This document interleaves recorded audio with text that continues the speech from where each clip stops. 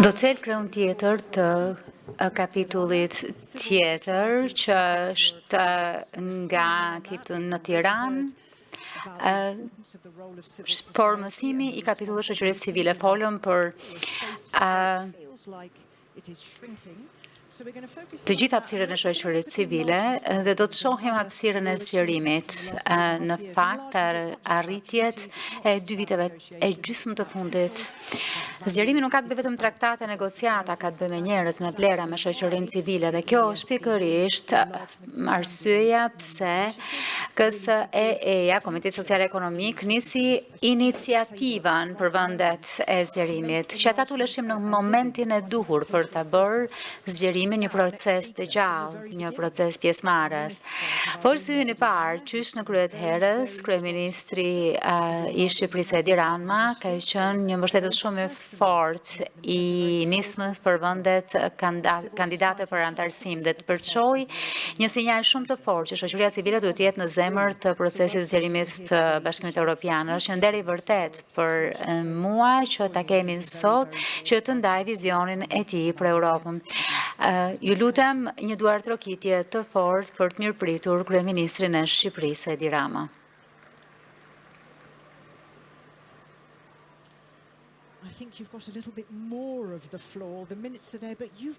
Kam përshtypjen që ke më shumë minuta se gjithkusht tjetër. Faleminderit. Faleminderit shumë. Me shumë gjas do të zgënjej shumë prej jush, sepse nuk erdha këtu të predikoj për shoqërinë civile, por erdha këtu për të nderuar dikë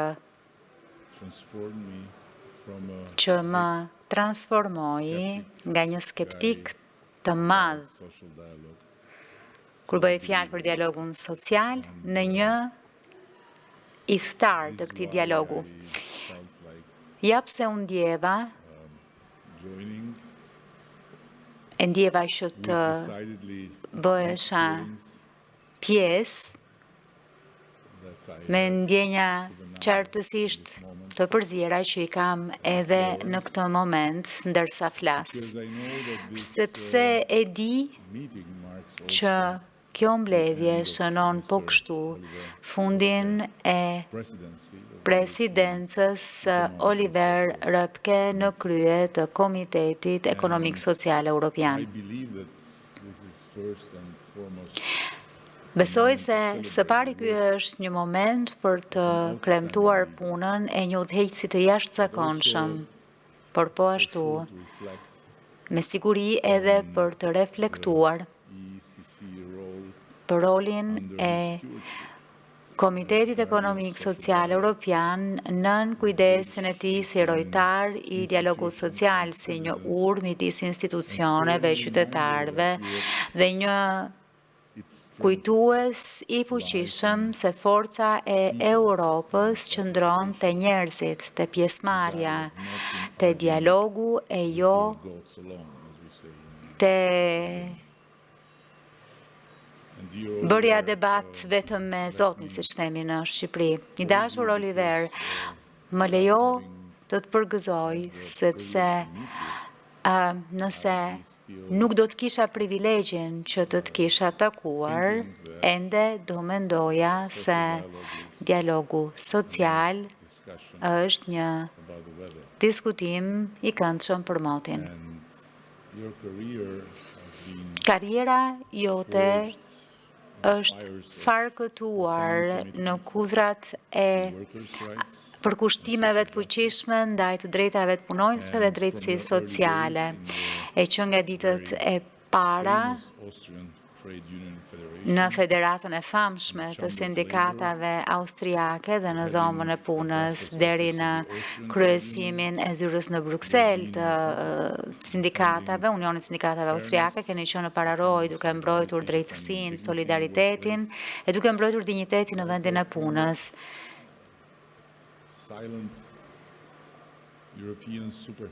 Si një superhero i heshtur europian, por me pushime më të mira kafeje dhe më pak kufi. Dhe ky përkushtim i yti ka frymzuar udhëheqjen tuaj në Komitetin Ekonomik Social dhe ka lënë një gjurmë të pashtyrë në projektin evropian. Kur morët presidencën, Europa lundronte në atë çfarë mund të përshkruhet në mënyrë të përkryer si stuhi. Ndonjëherë njerëzit e harrojnë se çfarë ka shkuar. Por vragat e frestat atë hapurat të pandemisë, lufta e agresionit rus në Ukrainë që formsoi kontinentit, çështjet ekonomike që muajnë familjet e bizneset, po kështu dhe Shqipëria, pavarësisht se në pritje për antarësimin në BE, që prej duket sikur nga epoka e gurit, në atë epokë, gjithë flokët i kisha të zinj. Ne nuk kishim mundur të hapnim as edhe një kapitull negociues.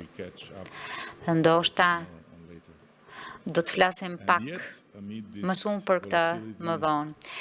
E megjithatë, përmes kësaj trazie, paqëndrueshmërie, ju sollët qetësi, bindje, paqe, konvertua, siç e thash më parë, dhe skeptik si puna ime, në një iftar, njëri që i beson dialogu social.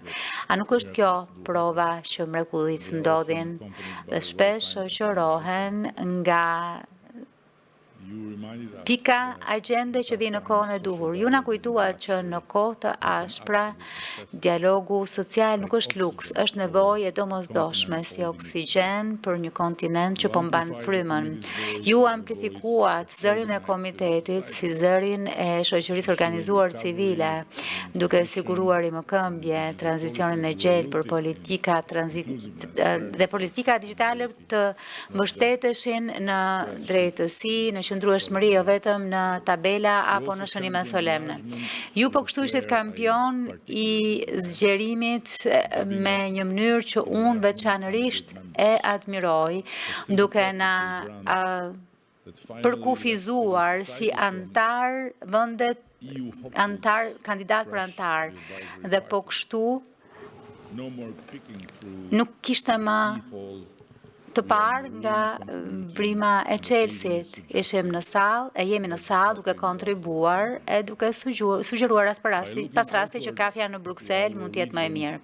Duke parë jashtë nga kjo rajon, nga kjo lagje jona, ju siguruat që zërat tanë të jehojnë këtu, jo si pëshpërima të zbehta, por si partner me zë të plot në korë. Ju këmbgullët dhe kujtuat aktorët kokëfort që BE-ja nuk është vetëm tregu i përbashkët, është një bashkësi njerëzish, ku rritja ekonomike duhet të vallëzojë krah për krah me drejtësinë sociale.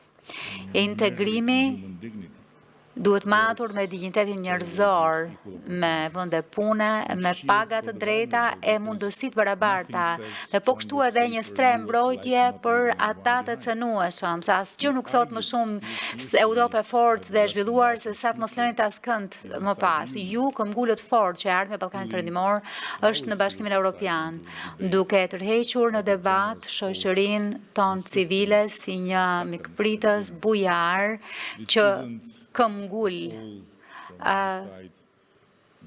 për të qenë në darkë. Dhe në fakt kjo nuk është një tifozëri politike nga ana ime. Është në fakt një ushqim moral dhe ne jemi shumë mirënjohës.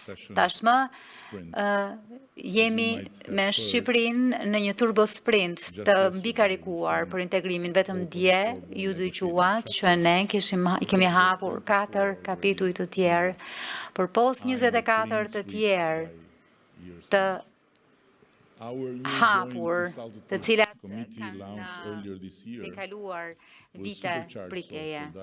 Në fakt, në këtë komitet hartohen politika e dialog që reflektojnë atë çfarë duan qytetarët e zakonshëm, sepse le të përballemi, le ta themi të vërtetën, askush nuk voton më për bingo burokracie. Zonja dhe zotrinj, po, ka të bëj me institucionet, po, ka të bëj me kolektivitetin, por, po, ka të bëj dhe me udhëheqësit, dhe sigurisht, ka të bëj me punën e përbashkët të shumë njerëzve, por në fund, çdo gjë vjen tek ai që është i aftë t'i sjell, t'i bashkojë njerëzit dhe të bëjë diçka të qëndrueshme e të dobishme për shumë. Ndaj, në drejtimin e Oliverit, komiteti ka qenë një makineri që ka ndërtuar konsensus, duke ofruar besim, duke fuqizuar rinin në vendimarrje dhe sapo pam një shembull të vogël tek fuqizimi i NVM-ve, heronjt e heshtur të ekonomisë shqiptare, tek humanizimi i marrëveshjes së gjelbër, sepse të shpëtosh planetin s'do të thotë të ngrish në errësirë. Oliveri ka provuar se Europa shkëlqen kur politikat e saj bashkë shkruhen nga qytetarët e saj, e jo kur diktohen nga lart. Fundi një mandati nuk është fundi një misioni, dhe mund t'ju garantoj për këtë, sepse kam pasur shumë mandate. Është thjesht skena për të vazhduar. Presidenti juaj lë një trashëgimi vizioni, kuraje dhe guxoj të them edhe një mënyrë të njerëzishme me pak humor. Ju e pat Europën jo si një abstraksion, por si një punë të përditshme për familjet, për njerëzit, ku institucionet mund të dëgjojnë dhe dialogu mund të fitojë. Bashkimi është i arritshëm edhe kur përçarja duket se është një gjë e paracaktuar. Më besoni.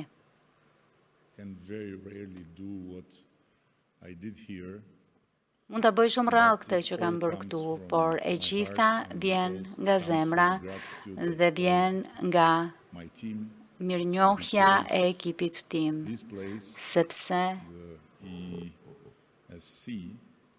Komiteti Ekonomik Social Europian ishte vendi i parë ku ne, shqiptarët, qytetarë të dorës së dytë të Europës, unë ndjem qytetar të barabartë të Europës, dhe në emër të qeverisë shqiptare,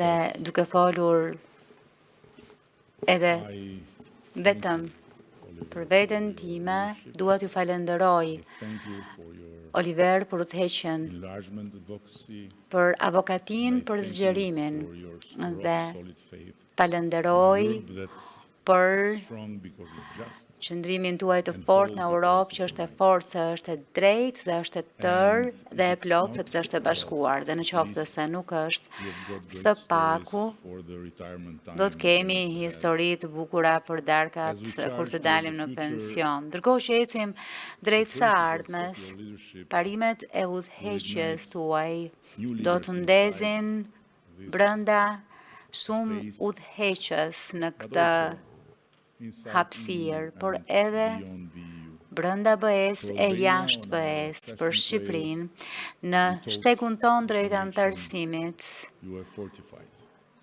Ne ecim me bindjen që ju keni fortifikuar. Europa ulëson vetëm kur është e plotë, dhe është e plotë vetëm kur është e bashkuar. Faleminderit shumë për gjithçka keni bërë dhe për gjithçka që na keni dhënë si njeri, dhe faleminderit shumë të gjithë njerëzve në këtë sallë për durimin e tyre heroik.